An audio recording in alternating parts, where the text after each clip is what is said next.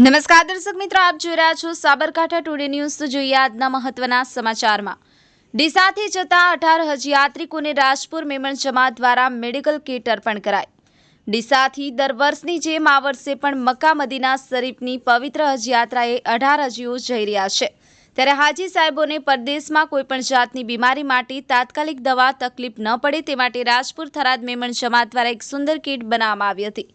જે કિટ દરેક હજ કરવા જતા યાત્રિકોને ઘરે ઘરે જઈ કિટ વિતરણ કરવામાં આવી હતી। આ પ્રસંગે રાજપુર મેમણ જમાતના પ્રમુખ સાજિદભાઈ લોખંડવાલા તથા ઇરફાનભાઈ ઉનવાલા તથા હમીદભાઈ ભીમપુરવાલા તથા જમીલભાઈ પત્રકાર હાજર રહી દરેકને મેડિકલ કિટ આપી હજ યાત્રિકોની સફર સુખદાયક રહે તે માટે શુભેચ્છા પાઠવી હતી। Jamil Memon, Sabarkantha today news, Deesa.